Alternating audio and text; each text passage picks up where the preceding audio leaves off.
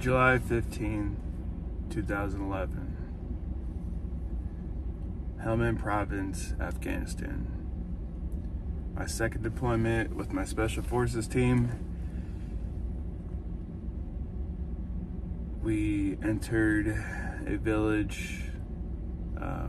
We infiltrated with Black Hawk, Chinook helicopters under the cover of darkness.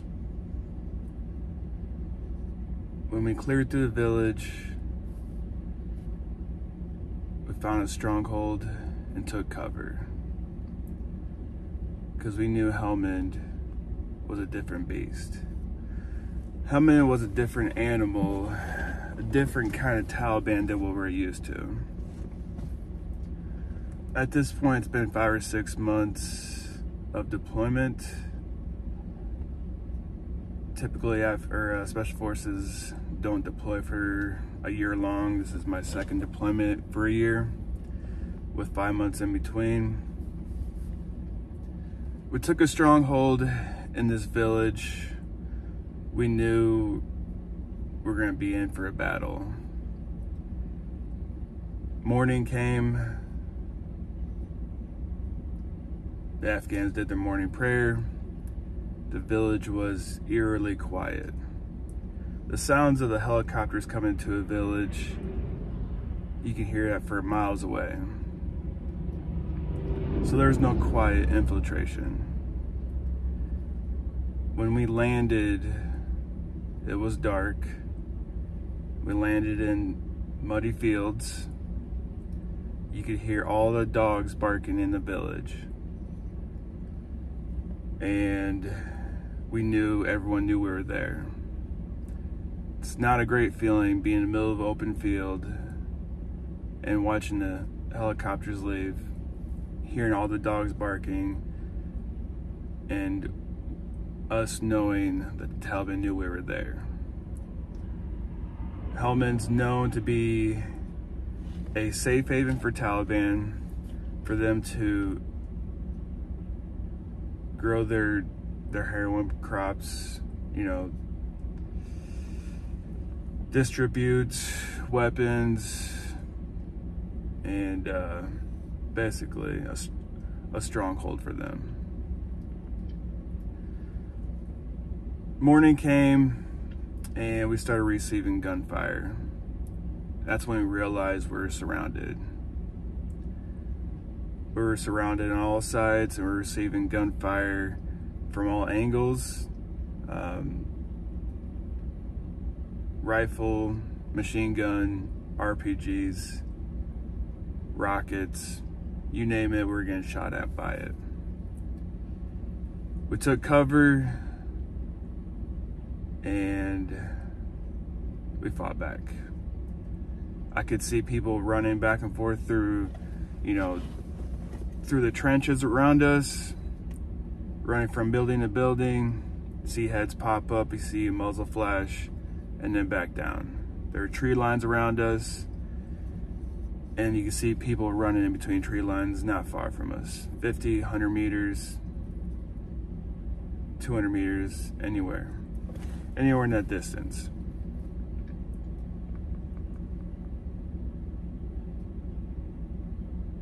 It wasn't uncommon to hear the word medic. We heard medic all day. And I was used to seeing our Afghan partners we were working with being shot or getting hit with shrapnel. But I wasn't prepared to see what I saw. It was about the end of the day. We had been in 3 or 4 different firefights at this point. And each firefight lasted for a couple hours. And this is the first day of several missions we were doing. The Taliban knew what they're doing. They knew how to fight. This is the most well-organized Taliban we dealt with. They could get so close to our position where they could throw hand grenades over the walls.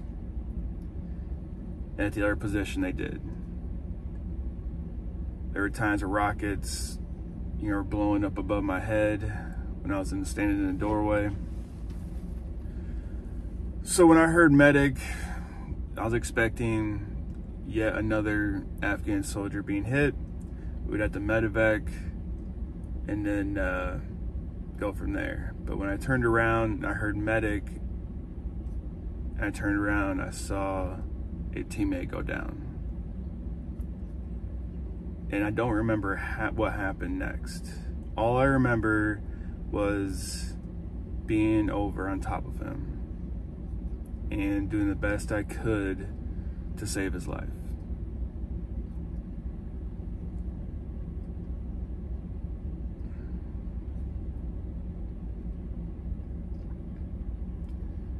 Eventually we medevaced him out.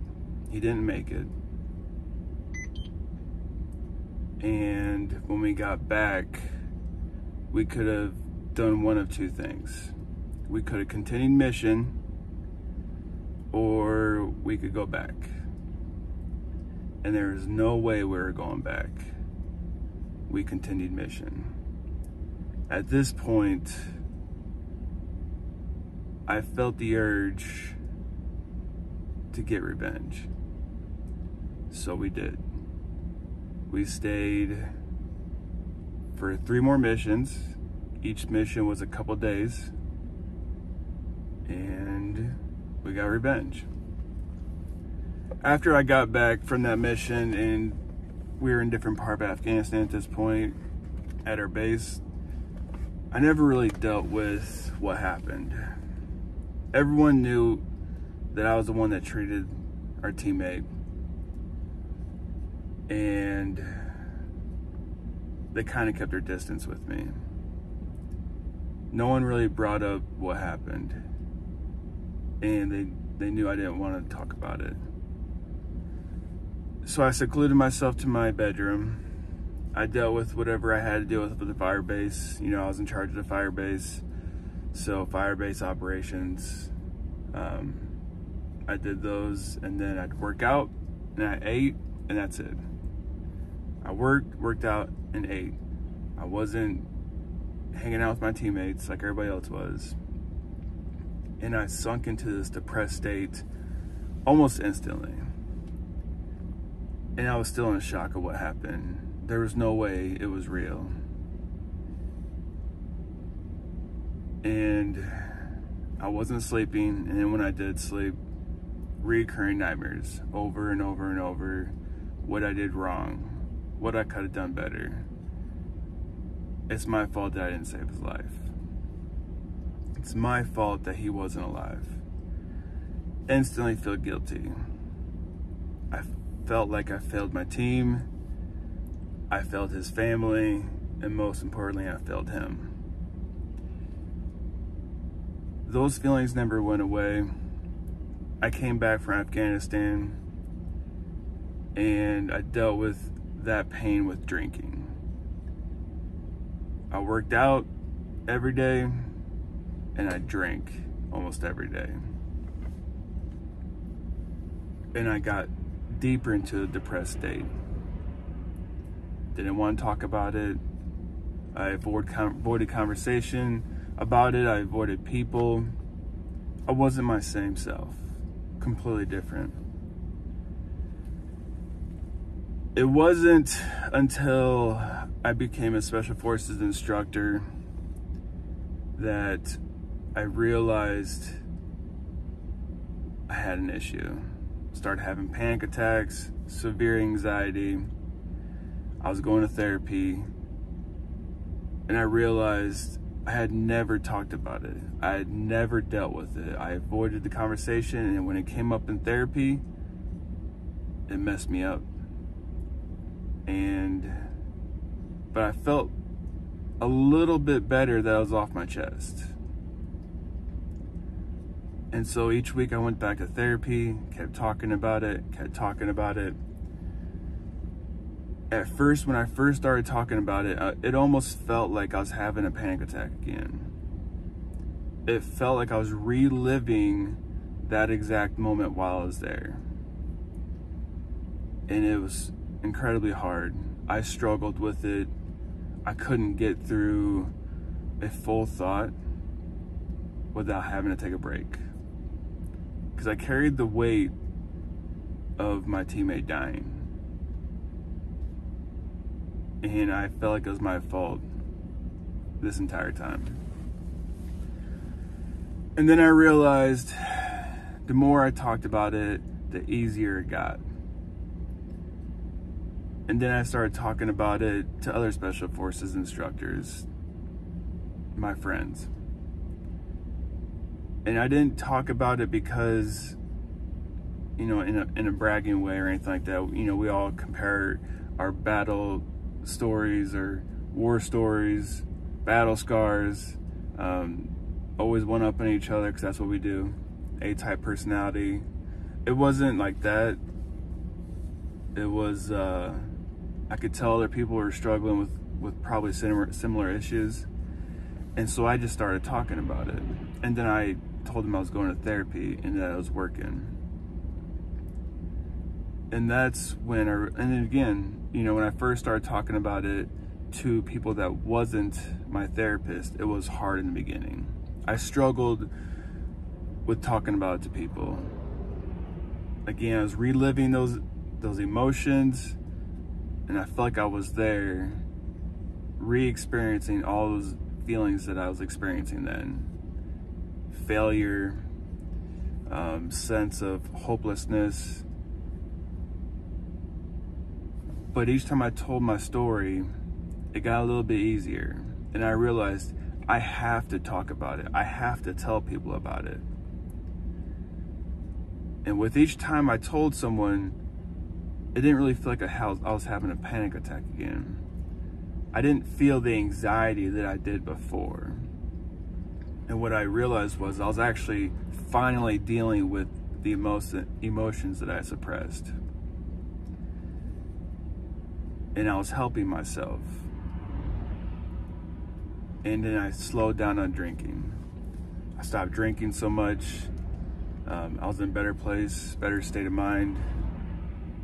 But I was actually confronting my issues head on. Something that I neglected to do and that needed to be done.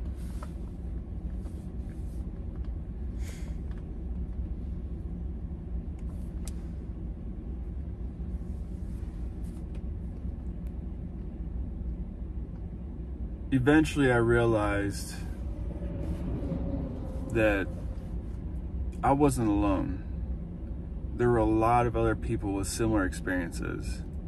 And because I was telling my story, other people were opening up to me. And other people were telling me stories that they had never told anybody else. And they told me, hey, it helps talking about it. And they felt like they couldn't go to therapy. And by hearing the fact that I was going to therapy, made some people change their mind about it. I personally know at least a handful of guys that started going to therapy and told me that it was helping, that it was changing their life. There's the stigma and the A-type personality culture we live in, you know, especially in special forces, in the military, that you can't talk about your issues and you can't go to therapy. You can't seek help. And I'm telling you right now, that's complete bullshit. That was the number one thing that helped me, was talking about it and going to therapy. And now to the point where I try to talk about as much as I can, not because I'm bragging or I just want to tell war stories. It's because I know if I don't, those issues come back. The panic attacks come back. The anxiety comes back. And I do it in hopes that I can help somebody else. And every time I tell a story to someone that I know they experienced similar issues, and it doesn't have to be war stories, you know, I've noticed it as a cop. People want to talk about their story, but they feel like they can't. And by me opening up, it allows them to open up. I deal with things a lot more healthily now. I don't drink at all. I go to the gym like I've always done, but I'm more focused on that now. Whereas before, that was just it's something I had to do. Now it's something I have to do and want to do. And I know it betters me. But most importantly, I stopped drinking. And I started dealing with my issues. If you know someone that could benefit from these stories or benefit from these talks, I'm just gonna ask, can you please send these to them? You never know who you could be helping.